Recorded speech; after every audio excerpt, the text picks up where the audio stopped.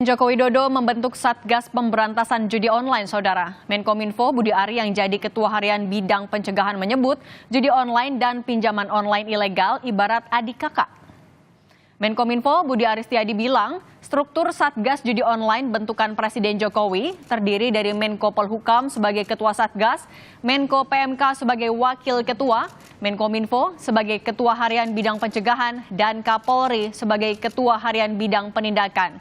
Menanggapi temuan PPATK terkait kaitan judi online dan pinjaman online ilegal, Budi Ari bilang judi online dan pinjol ilegal bertalian ibarat adik kakak sekandung.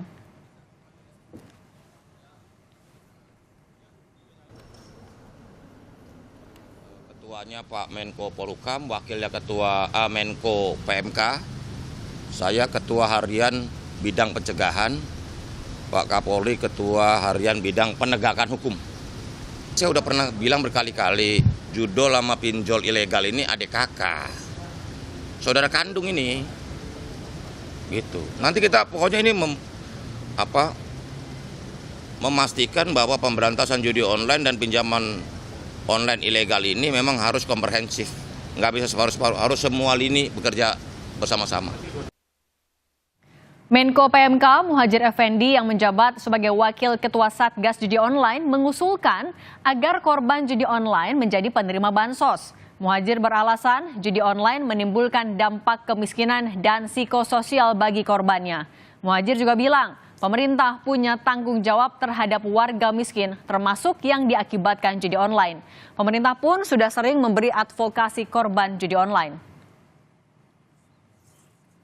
Kemenko PMK nanti kalau memang sudah ditangani oleh Pak Menko Polhukam, kita membenahi dari sisi dampaknya aja.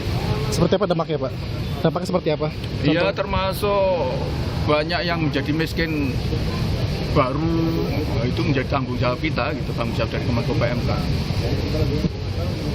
Ya kita sudah banyak sekali memberikan advokasi mereka yang korban judi online ini, misalnya kemudian kita masukkan di dalam GTKS sebagai penerima bansos, ya, kemudian mereka yang mengalami gangguan psikososial, kemudian kita minta Kemensos untuk turun untuk melakukan pembinaan, pemeliharaan.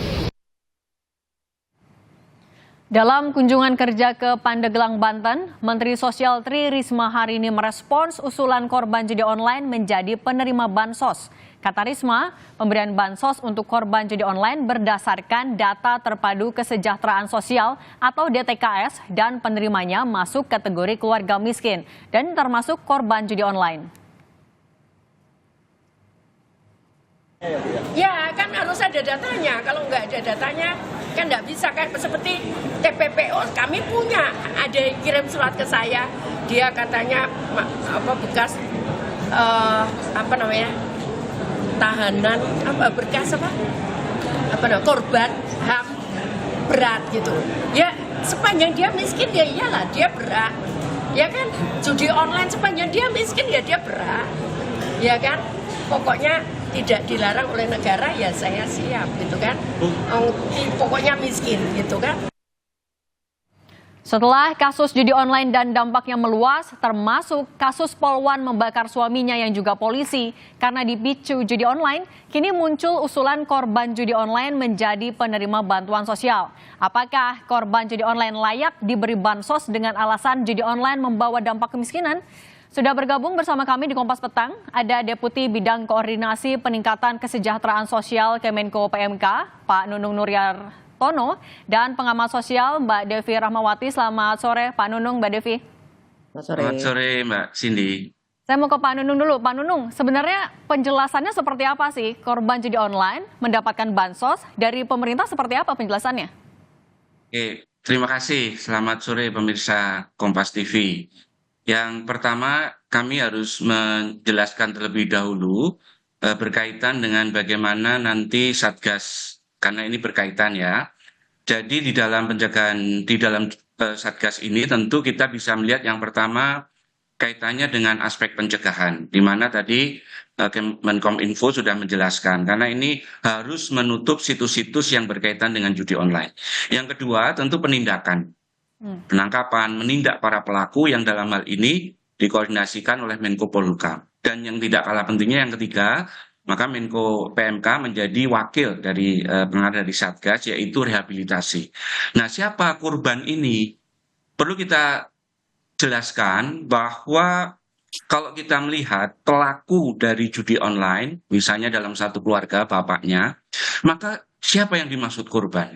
Yang dimaksud korban adalah keluarga, anaknya, istrinya. Nah, kalau bapaknya yang main judi online, ini jelas harus ditindak.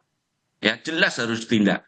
Karena tentu tidak cukup, misalnya nanti dengan pengenaan pasal tipikor gitu ya, tipiring, tindak pidana ringan, tapi juga harus bisa menimbulkan efek jerah. Nah, sementara keluarga, anak istri, ini kan juga harus dilindungi, diberi bantuan. Kalau memang keluarga tadi masuk dalam kategori miskin, maka dan memenuhi kriteria, miskin dan memenuhi kriteria, maka keluarga tersebut berhak untuk menerima. Hal ini Kriterianya juga apa, Pak? sesuai dengan, kenapa? Kriterianya apa?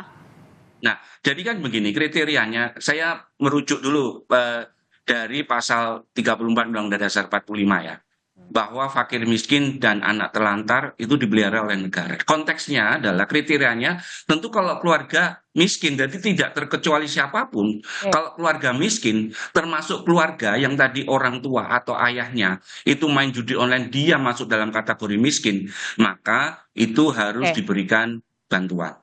Oke, saya mau ke Mbak Devi. Mbak Devi, berbekal fakir miskin dipelihara negara, tapi Mbak Devi melihatnya tepatkah korban judi online dapat bansos sebenarnya? Ya, pertama tentu ide ini sesuatu yang baik. Yang perlu kita cermati adalah metodenya. Artinya sepakat bahwa memang korban dari pelaku judi online yaitu keluarga atau pasangan itu tetap mendapatkan perhatian. Tapi ada hal yang misalnya menurut hemat saya perlu dipastikan dulu agar kebijakan ini juga mendapatkan dukungan seluruh masyarakat. Satu, persoalan ketepatan sasaran para penerima perlinsos gitu ya. Ini kan menjadi satu hal yang masih terus-menerus sebagian masyarakat mempertanyakan. Sekarang dengan kehadiran teknologi gitu ya, update terhadap siapa yang misalnya hari ini yang awalnya menerima bantuan kemudian tidak lagi menerima bantuan, lalu yang kedua yang harus menerima bantuan karena tiba-tiba kena PHK dan sebagainya, itu harus secara transparan agar kemudian kita tidak lagi menemukan di lapangan belum adanya kebijakan yang baru ini saja masyarakat masih merasa ada satu tidak tepat sasaran, kedua ada potensi penerimanya adalah orang-orang yang dianggap dekat dengan birokrasi yang mengatur data siapa yang berhak mendapatkan. Setelah itu, kalau kita ingin masuk ke usulan kebijakan ini, ada hal yang perlu kita perhatikan bahwa para pengguna atau pelaku judi online ini sebenarnya mereka masih bisa jadi terkena kecanduan. Kalau sudah kecanduan, hal yang juga menurut hemat saya perlu diperhatikan negara adalah membantu mereka keluar dari kecanduan terlebih dahulu, terlepas dari aspek hukum yang memang mereka harus hadapi. Karena kalau mereka tidak terlepas dari situ, sekembalinya mereka ke pangkuan keluarga, mereka tentu saja akan kembali tanda kutip merugikan keluarga, pasangan atau kerabat mereka dengan perilaku yang tidak selesai. Oleh karenanya Satgas ini penting juga untuk melibatkan kampus, lembaga swadaya masyarakat untuk misalnya ada tim yang juga membantu assessment tadi. Oke, baik. Pak Nunung, tadi katanya kan kuncinya adalah memutus kecanduan. Apakah sebenarnya bansos ini cukup untuk memutus lingkaran kecanduan tadi? Tapi Pak Nunung jangan dijawab dulu, kita bahas lagi usai jeda. Tetap di Kompas Petang, Saudara. Kami Deputi Bidang Koordinator Peningkatan Kesejahteraan Sosial Kemenko PMK, Pak Nunung Nuryartono, dan pengamat sosial Mbak Devi Rahmawati. Pak Nunung, tadi apakah bisa sebenarnya bansos ini memutus kecanduan ataupun juga lingkaran kemiskinan ini Pak terkait dengan judi online? Oke, jadi saya kembali lagi bahwa kalau penyakit masyarakat judi, ada yang luring, ada yang online dengan kecanggihan sekarang ini, maka komprehensif di dalam penanganan mulai dari penindakan, pencegahan, pendidikan, dan rehabilitasi. Nah, pertanyaannya tentu kembali bahwa apakah dengan bansos bisa memutus rantai kemiskinan? Nah, perlu kami tekankan, pemerintah saat ini juga sangat fokus untuk bisa mengurangi angka kemiskinan secara signifikan, termasuk di dalamnya kemiskinan ekstrim. Oleh karenanya, upaya untuk bisa memberikan bantuan sosial kepada kelompok masyarakat miskin, ini betul-betul menjadi perhatian pemerintah. Nah, kalau kita lihat pelaku dari judi online, yang tentu ini akan ada sanksi pidananya, maka kita melihat bahwa juga banyak mayoritas pada masyarakat lapisan bawah. Nah, tentunya dengan usaha untuk kita bisa memberikan bantalan kebutuhan ekonomi, harapannya masyarakat ini kemudian bisa tidak mengharapkan dari perjudian. Tapi yang jauh lebih penting tadi adalah pencegahan situs-situs yang berkaitan dengan judi online harus betul-betul dihilangkan. Karena ini dampaknya cukup besar, Mbak. Jadi hasil dari perjudian ini tidak hanya keluarga yang menjadi korban, masyarakat, bahkan negara. Karena banyak juga hasil dari judi online itu kemudian ada pencucian uang, gitu ya. Dan ini sudah terbukti. Saya kira itu, Mbak. Oke, nah Mbak Devi, ini kan juga sebenarnya masih menuai kritik ya. Apakah jangan-jangan bansos bisa dinilai melanggengkan judi online juga di masyarakat? Nah, kalau Mbak Devi melihatnya gimana caranya agar pengawasannya tepat, kemudian juga pemberiannya tepat sasaran? Ya tadi artinya pertama kan tentu kekhawatiran masyarakat adalah satu, orang-orang yang kemudian memang terpikat dan bahkan sudah masuk kategori kecanduan yang itu harus di assessment oleh ahli, itu menyerahkan begitu saja tanggung jawab mereka terhadap keluarganya, itu satu. Yang kedua, ada potensi bahwa kenapa orang terpikat judi online, salah satunya adalah karena ignorance atau ketidakpedulian orang sekitarnya, karena melihat oh ini aman nih, hanya main game gitu ya. Jadi memang dari awal tidak ada upaya pencegahan.